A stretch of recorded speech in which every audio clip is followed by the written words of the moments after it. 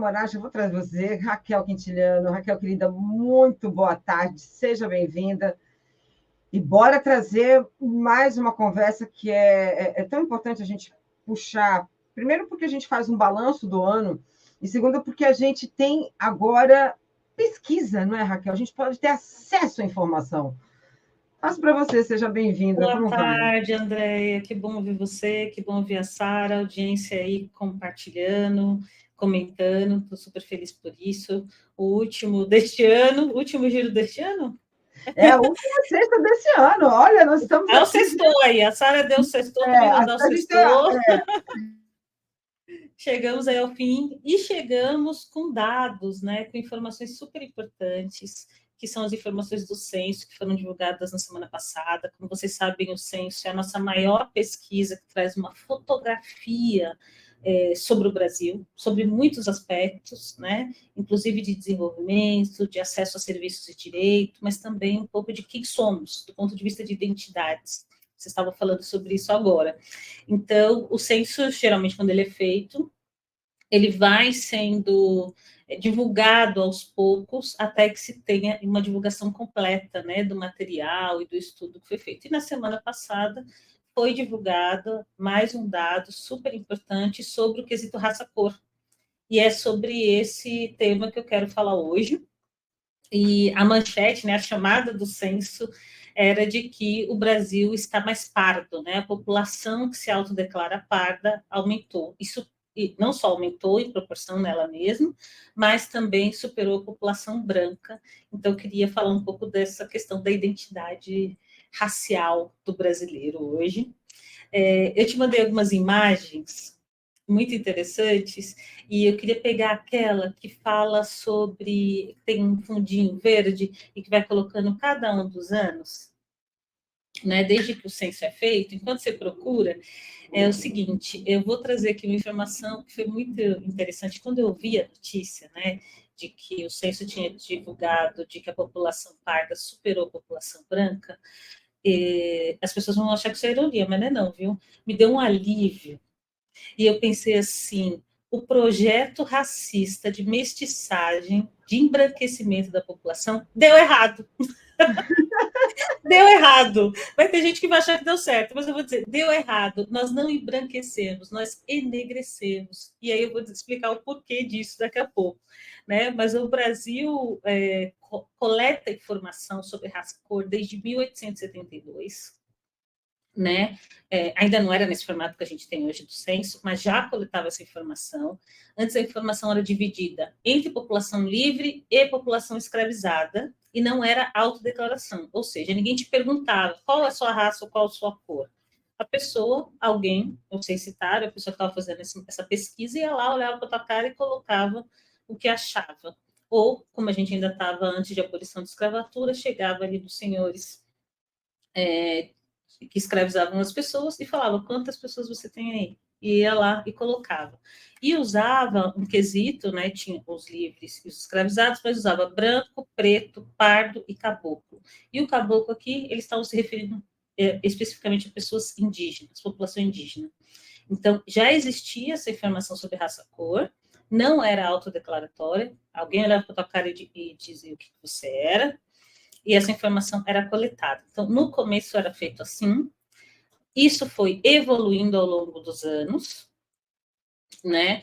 Em 1890 também, o caboclo segue ali identificando a população indígena, e o pardo também aparece novamente aqui, identificando a população mestiça, prioritariamente de brancos e negros.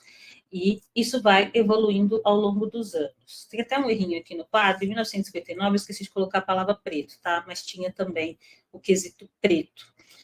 Quando chega em 1970 e 80, essa informação não é coletada. E a gente está aqui, né, naquele momento de ditadura no Brasil, e já tem ensaiando ali uma abertura. Mas essa informação, por acaso, não é coletada naquele momento.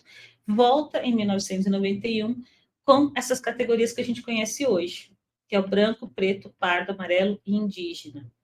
Então, por isso que o censo divulgou na semana passada de que a população parda, pela primeira vez na história, desde 1991, né? Então ele faz esse recorte, desde que é feito neste formato atual, superou a população branca. Então, o que a gente vai vendo é uma evolução da política no Brasil, da forma de fazer pesquisa, mas também desses conceitos, né? Que a gente, ora, chamava de raça, chamava de cor, de etnia. Teve momentos no Brasil que era aberta essa pergunta e vinha todo tipo de resposta possível e imaginável. Eu sou morena, eu sou bombom, eu sou isso, eu sou aquilo. Então, vinha uma série de denominações, de conceitos para as pessoas se declararem, mas a gente tem ali uma consolidação a partir de 1991 e que segue até hoje, que é o que o IBGE está olhando, que são essas categorias, né? Historicamente também, e o próprio IBGE faz isso, outros centros de pesquisa, vários institutos oficiais, mas também pesquisadores independentes, os movimentos sociais agregam pretos e pardos para identificar a população negra. Por isso que eu disse, deu errado o processo de embranquecimento, porque a população negra já era a maioria, agora mais ainda na minha perspectiva e também na perspectiva desses pesquisadores que ainda usam a soma dessas duas categorias para identificar a população negra. Então, hoje, se a gente somar essas duas categorias, pretos e pardos, segundo esses dados recentes do censo, a gente tem 65,7% da população que se identifica assim. E, Raquel, só para tirar uma dúvida, não sei como é que você enxerga isso, mas porque é aquilo que você falou, não deu certo, porque usar o termo pardo também... a minha avó, por exemplo, ela foi registrada como parda. A minha avó era uma mulher negra. Uhum. Mas que tinha um fator ali de criar essa noção de que a niguendade, sabe aquela, né? Porque ela não é, né? Tentar impor no termo pardo uma falta de etnia. Exatamente. Mas Exatamente. Inclusive, não deu certo. E antigamente era isso. Antigamente não era você que falava, não era seu pai ou sua mãe que falava na hora de registrar. A pessoa ia lá e olhava para seus pais, né? Porque a criança às vezes nem estava ali, né? O bebê olhava e falava: é branco, é preto, é pardo e coisa desse tipo. Então a gente tinha assim um dado que eu vou dizer que não é muito confiável. Dado muito antigo não é muito confiável. A partir de 1991, quando começa a usar essas categorias e quando a pessoa é perguntada, pergunto para você, André, qual é a sua raça, qual é a sua cor, e você que diz, né, você diz essa informação, é mais confiável. É mais confiável. Ah, a André pode dar uma informação equivocada, ela não sabe muito bem quem ela é, tudo bem. Isso pode acontecer, isso acontece certamente com frequência, mas por isso que existe política, campanha de comunicação. O movimento negro fez muito isso na década de 80, na década de 90, na Marcha Zumbi mais 10, trazendo essa questão da importância de informar corretamente o quesito raça-cor, para que as pessoas se colocassem. E a gente vê isso agora em 2022, nesse censo 2022, né, lançado agora em 2023, isso muito nítido, porque não só a população autodeclarada parda cresce e supera a população branca, mas a gente cresce também a população preta, autodeclarada preta, cresce incrivelmente. Então, assim, em relação a 2010, né, que foi o último censo, aumentou em 42,3% a proporção no total de população preta. Também cresceu a população indígena, em 89%. Né, a proporção dela. Então, o que acontece? Essas campanhas funcionaram, as pessoas estão começando a entender melhor quem que elas são, e na hora de responder o questionário, elas estão sendo mais assertivas, né? Elas são mais conscientes na hora de fazer isso. Então, eu posso afirmar que o Brasil é menos branco. Se eu tivesse na assessoria de comunicação do IBGE, ia ser esse o título do release que eu ia soltar. Talvez não de que a população parda superou a população branca, mas eu diria, o Brasil está menos branco. E não precisa do dado para isso também, viu, André? Porque se a gente olha qualquer imagem, hoje, se você for no meio da rua agora, tirar uma foto, trazer aqui para você, em qualquer lugar do Brasil, praticamente em quase todos os estados brasileiros, se você for agora e tirar uma foto, você vai falar, bem, eu não estou na Noruega, eu estou nos Estados Unidos, eu não estou nos países onde a população branca é maior. Eu talvez esteja no Brasil, talvez eu esteja na Colômbia, ou talvez eu esteja em algum país do continente africano. Então, obviamente... Não, com certeza. Dependendo da cidade que você tirar essa foto, você vai ter dúvida se você está no Brasil ou se você está no continente africano, porque, afinal de contas, é o país para onde vieram mais pessoas africanas, né, escravizadas, e hoje é o país onde maior população negra fora do continente africano. Então, de fato, o Brasil está menos negro. E aí tem mais uma imagem que eu te mandei, que é um mapinha do Brasil, e é muito interessante porque o IBGE divulgou, essas imagens são, essa do IBGE, a primeira era minha, eu que tinha feito, essa segunda é do IBGE, e ele traz exatamente como é que está essa distribuição da população. Então, o pardo é exatamente isso que está mais vermelhinho, né? A branca que está quase um roxo, ali um rosa, a indígena esse azulzinho, e a preta esse tom mais escuro, aí, quase um cinza. Então, a gente vê que na região sul do país a gente tem, né, uma proporção maior de pessoas brancas, o resto todo do Brasil praticamente pardo, negro 10% ali em alguns lugares específicos, e a população indígena, especialmente ali um pouquinho na região centro-oeste, mas mais para cima, e na região norte do país, né? Então, a gente vê. Agora, é claro, a gente tem que fazer a pergunta, tá? Se hoje a gente tem uma maioria de população parda, quem são os pardos? Pergunta, né? É a pergunta que não quer calar. Quem são eles? A gente pode dizer hoje que é a população negra, né? Porque se a gente soma pretos e pardos, como historicamente a gente tem feito, a gente pode denominar a pessoa, porque são as pessoas negras, sim. E aí eu fui procurar, e aí são 2 livros que eu quero indicar. Um é o Dicionário das Relações Étnico-Raciais Contemporâneas, mas depois eu volto nele. Mas é um livro recente, foi lançado esse ano, super interessante, com muitos verbetes. Mas tem a Enciclopédia Brasileira da Diáspora Africana, que é do Ney Lopes, também intelectual brasileiro, negro, músico, letrista, doutor. Eu não sei tudo que ele é, porque ele é muita coisa. E aí eu fui procurar, e ele diz o seguinte, o Ney Lopes, né, na Enciclopédia Brasileira, que é um livro de 2004, tá? Tem 20 anos aí praticamente, né? Pardo no Brasil, e aí ele faz essa, né, no Brasil, antiga categoria étnico-racial do mulato. E aí eu fui pegar o verbete de mulato. Mulato significa, né, também nesse dicionário, mestiço de branco e negro em qualquer grau de mestiçagem. Isso segundo essa enciclopédia. Claro que ele faz uma crítica, porque o mulato, ele diz o movimento negro não usa esse termo mais, mas ele traz esse verbete aqui, né? Então, historicamente, a gente entende que o pardo é uma pessoa mestiça, uma pessoa negra não retinta. Mas tem muita gente que não se encaixa nesse perfil. E diz o seguinte, mas eu não sou branco, mas eu também não tenho ninguém negro na minha família. Ou é indígena com negro, é indígena com branco, ou qualquer outro grupo de raça-cor, e eu não sei exatamente, e eu coloco pardo. Então, a categoria pardo também agrega aqueles que ainda não estão conseguindo se identificar e se autodeclarar. Isso é maioria? Eu acredito que no caso do Brasil, não. Tá? Eu acho que não deve ser maioria, não vi ninguém falando, especialista falando sobre isso até agora. Então, eu acho que sim, os pardos são pessoas negras não retintas, mas podem ter outros grupos que se classificam dessa maneira, inclusive os afro-indígenas, que a gente tem população indígena que se identifica com Exato.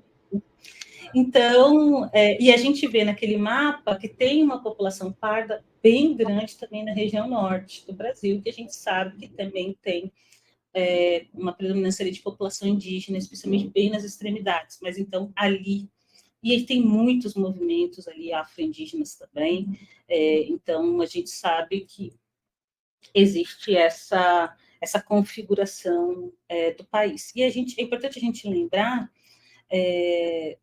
que essa informação, esse dado, ele é menos para dizer quem é o quê, e, na verdade, ele serve para orientar a execução e o desenho de políticas públicas. Ele serve para nos dizer porque senão as pessoas ficam se apegando à questão racial, e aí vai para uma discussão de raça biológica, é uma loucura. Não é sobre isso que a gente está falando aqui, a gente está falando sobre raça, uma construção social e tudo, mas ele serve para informar sobre políticas públicas. Então, na verdade, ele orienta o governo federal, o estado, os municípios, a desenhar políticas públicas de acordo com essa configuração étnico-racial da população. E aí eu reforço a minha tese, sim, de que o Brasil está cada vez menos branco, porque quando a gente vai olhar os indicadores sociais, o acesso aos direitos, aos serviços, é exatamente essa população que está menos assistida, ou essa população que tem mais dificuldade de acessar direitos, e é a população negra, a população preta, parda e a população indígena, então, que foi, né, sofreu um genocídio gigantesco no Brasil, mas em outros lugares do mundo também. Então, estou agradecendo, que legal, Sara mandando mensagens. Te amo, Sara, adoro te assistir. Beijo grande para você, Sara. Então, a gente precisa entender um pouco mais, sair um pouco dessa lógica só de colocar as pessoas em caixas específicas e entender um pouco mais como é que as políticas públicas precisam ser orientadas para atender essa população em toda a sua diversidade, seja na educação, seja na saúde, seja na segurança pública, etc. E eu brinco muito também, quem está com dúvida, é o seguinte, eu brinco assim, se você já foi tocado pelo bicho do racismo, você sabe onde é que você está. Né? Porque o racismo, infelizmente, é sofisticado e implacável. O racismo é implacável. Então, e o racismo se manifesta, inclusive, nas nossas políticas públicas, na nossa forma, né, de atender os cidadãos, de garantir os seus direitos. Então, isso fica cada vez mais nítido. Quando a gente fala de segurança pública, então, isso fica ainda mais evidente. Existe aquela coisa, está com dúvida? Para na frente da polícia militar e fica olhando feio para eles. Meu amigo, eles sabem quem que é branco, quem que é preto, quem que é indígena, quem não é. Porque a cor determina também o tipo de privilégios que você vai ter nessa sociedade racista que a gente vive. Então, isso fica super evidente. E eu achei também um livro, e eu vou ter que ler esse trechinho aqui. Eu fui procurar, né? Fui levantar informação, procurar as coisas. É um livro do Henry Louis Gates, chama Os Negros na América Latina. E eu falei, deixa eu ver se ele traz alguma coisa sobre essa questão do quesito cor. E aí o primeiro, eu já tinha lido faz tempo esse livro, eu lembrava que tinha alguma coisa, mas eu ficava meio na dúvida. Não é um homem brasileiro, é um homem americano. E logo no primeiro capítulo, o primeiro capítulo chama o seguinte: Brasil.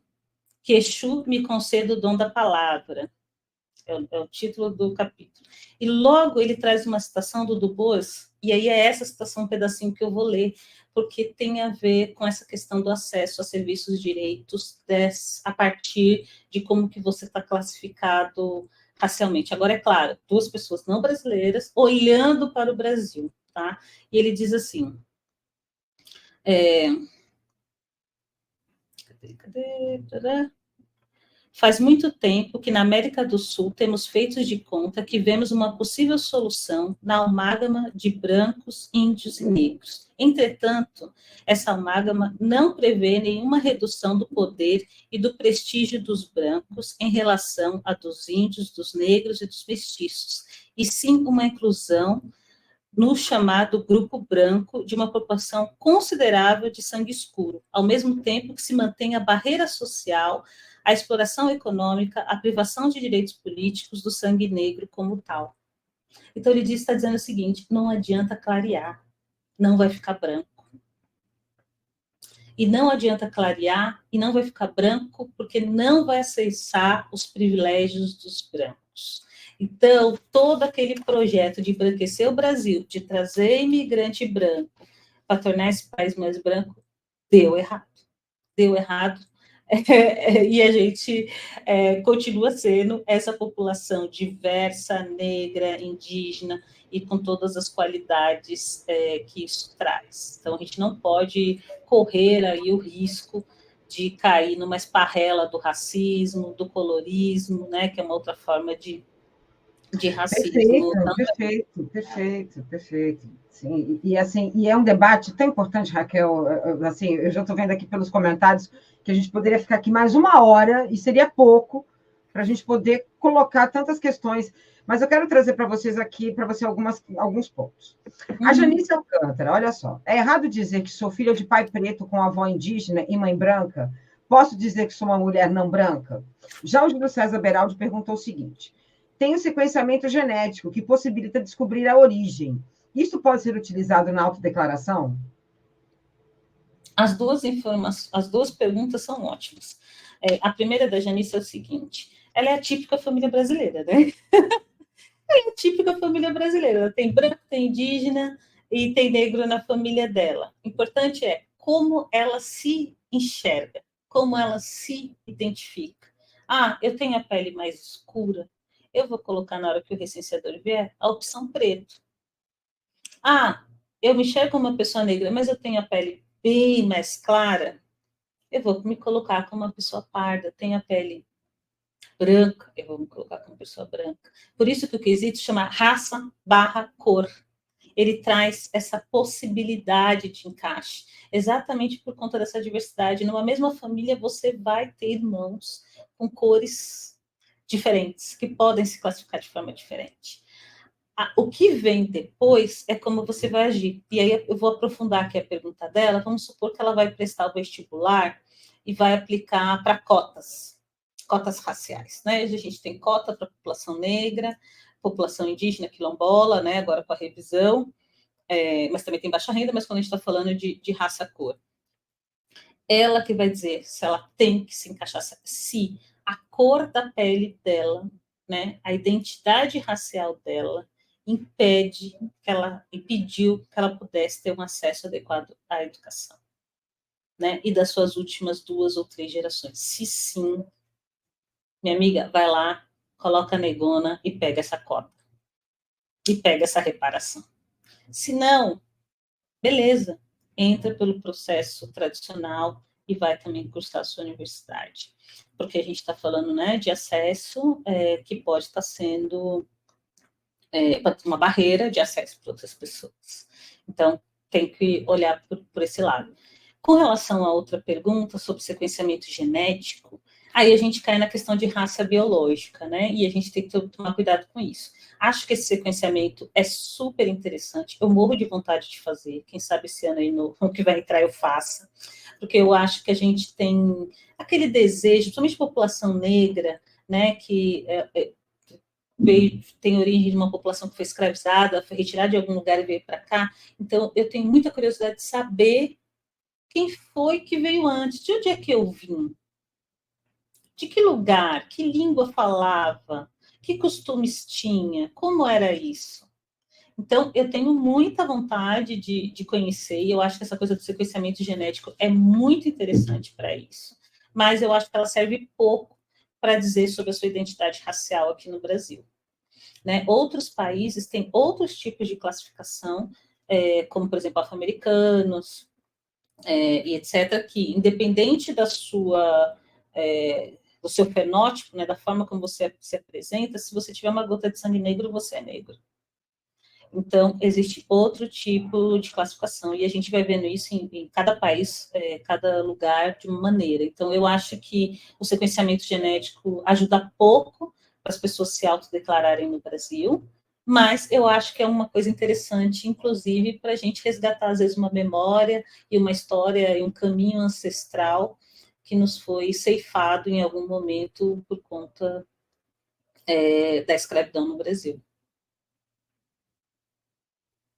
E é interessante, porque a Janice também levantou outra questão, que é muito ligada ao termo pardo, da percepção que a gente tem do ninguém. Porque ela falou o seguinte: eu não gosto de falar pardo, porque soa como racismo. Porque tinha essa questão, né? Todos são pardos, para tirar a relação, inclusive, né, da pessoa negra, que não é tão retinta. Raquel, mas não é importante, por outro lado, compreender que você tem dentro de uma lógica que ampliou a identificação como pardo, como uma função étnica dentro dessa construção do Brasil? Eu acho que a gente está evoluindo para isso. Tá. Realmente, muitas vezes, quando a gente pensa desse lugar do pardo, parece essa ideia, não é nem aqui, não é nem ali. Isso não é um privilégio do Brasil. Em outros países, mesmo nos Estados Unidos, que a gente tem, usa o termo afro-americano ou preto, né, que eles usam black, mas usa sobretudo afro-americano, tem pessoas de pele muito clara que se autodeclaram afro-americanas e se colocam dessa maneira, mas sempre fica naquele lugar meio esquisito, é como a Meghan, né? A gente às vezes enxerga no Brasil a Meghan como uma mulher negra, mas no mundo ela é uma mulher negra que sofreu racismo na Inglaterra, quando entra ali para a coroa inglesa. Então, realmente parece esse lugar meio estranho. E muitas vezes a gente reforça essa construção do lugar estranho, em vez de reforçar a identidade dessas pessoas, desse grupo. Então, eu acho que o que esse censo traz para a gente é a possibilidade de reafirmar a identidade desse grupo, reafirmar a identidade do brasileiro e da brasileira. Então, eu acho que agora que esse grupo é maioria, a gente precisa aprofundar os estudos desse campo, entender melhor como é que é isso, checar mais uma vez se a gente está falando de população negra, eu acredito que sim, mas eu acho que a gente precisa aprofundar esse debate, e para que as pessoas se sintam confortáveis nesse lugar, e se isso é um grupo que tem características específicas, a gente não sabe, a gente entende que está dentro do grupo de características negras, mas se realmente for um grupo específico, a gente vai ter que estudar um pouco mais sobre isso. Talvez seja aí o grupo de brasileiros e brasileiras, mas certamente não é um grupo de pessoas brancas. E é importante, a Luciana colocou aqui uma questão, ela levantou aqui um ponto, qual a importância, né, em saber branco, preto ou mestiço? Eu acho que inúmeras, né, questões que levam à importância disso, mas uma coisa que sempre me chamou a atenção, Raquel, é o fato, porque a gente esquece, por exemplo, a minha família, minha avó era uma mulher preta, minha mãe era uma mulher preta, né, levando em consideração mestiça, porque o pai era branco, mas eu sou uma mulher branca, mas que vim de uma trajetória de mulheres pretas que sofreram economicamente o racismo. Eu acho que, nesse sentido, é importante a gente entender e conhecer essa questão étnica no país, porque ela te dá vários outros vieses, inclusive o econômico, que recai também sobre a história da nossa formação, né, Raquel? Com certeza, isso, saber essa informação implica entender o país na sua complexidade social, econômica, de saúde, de educação. É importante a gente ter essa informação e é importante a gente olhar ela com profundidade mesmo, porque o que acontece? Quando a gente vai olhar os indicadores sociais, é exatamente esse grupo preto, pardo, indígena, que sempre está em lugar de desvantagem. Então, aquela história de que o Brasil é um país em desenvolvimento, mas esses três grupos sempre estão no subdesenvolvido, né? Não estão no desenvolvimento, estão no subdesenvolvido. Então, isso faz a gente olhar para o país de uma forma diferente e também construir política pública para poder equilibrar essas coisas. Então, ter esse dado serve especialmente para que o país construa políticas públicas equitativas, para que as pessoas cresçam, para que as pessoas tenham seus direitos garantidos, para que as pessoas acessem os serviços públicos da mesma maneira, para que a gente acabe com privilégios.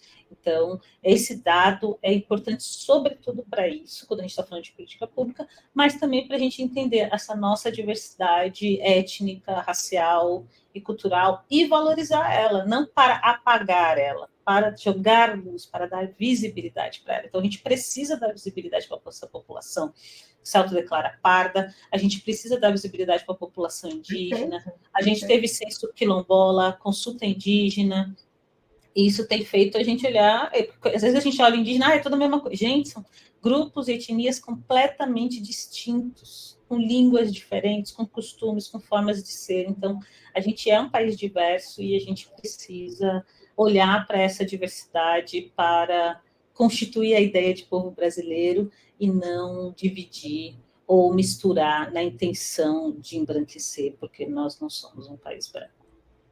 Exatamente. Raquel, infelizmente deu o nosso horário. Já deixo aqui um convite para você voltar. Eu sei que você vai voltar semana que vem, mas voltar um dia para falar só sobre esse tema com um tempo maior, porque pelo chat você depois dá uma olhada. É um tema que tem que falar muito. Faltou o último dado que você acabou não trazer. A gente acabou não. Eu coloquei aqui no quadro, mas essa é a proporção, então, né? Isso, essa população, exatamente, por raça-cor ao longo dos anos, né? Desde 1991 até 2022. Então, a gente vê ali primeiro branco, depois pardo, preto, indígena, amarelo não declarado, bem ali no finalzinho. Então, a gente tem realmente a população parda em número maior ao longo de todo esse processo desses anos, vem crescendo. Esse grupo, mas também vem crescendo a população preta, que é esse roxinho mais escuro, e a população indígena também. Perfeitamente, perfeito. Muito bem.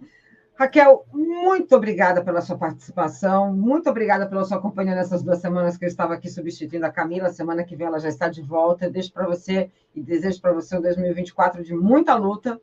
E vamos nos encontrar aí pelo caminho. Vamos sim. Feliz ano novo para você, para todo mundo que está acompanhando a gente. Está aí o meu canal, @negrapercepção no YouTube. Vamos conversar lá também sobre esses e muitos outros temas. A gente olha aí, fechadíssimo. Então, pessoal, é só pegar aqui, olha, Negra Percepção, @Negra Percepção, está no YouTube. Eu deixo aqui para o nosso público do Giro das 11 um beijo tremendo, um bom 2024, um 2024 de muita luta. Eu ainda vou conversar com o pessoal do Oasis, né? Porque o Oasis é domingo, mas é gravado, a gente vai já fazer gravado, mas estarei ali também desejando feliz ano novo para vocês. Mas para quem está aqui ao vivo, eu desejo 2024 de muita saúde, mas de muita luta também, né, Raquel? Porque a gente agora, né, a gente dá uma respirada, porque realmente é o primeiro ano de Lula e isso é muito bom, mas a gente tem que continuar uma luta que tem que ser lutada diariamente. Então, eu gostaria de agradecer a todas as pessoas que ficaram aqui com a gente esse ano e desejo o que há de melhor para todos vocês. Beijão, Raquel, beijão para o público e até ano que vem. Até ano que vem. Tchau, tchau.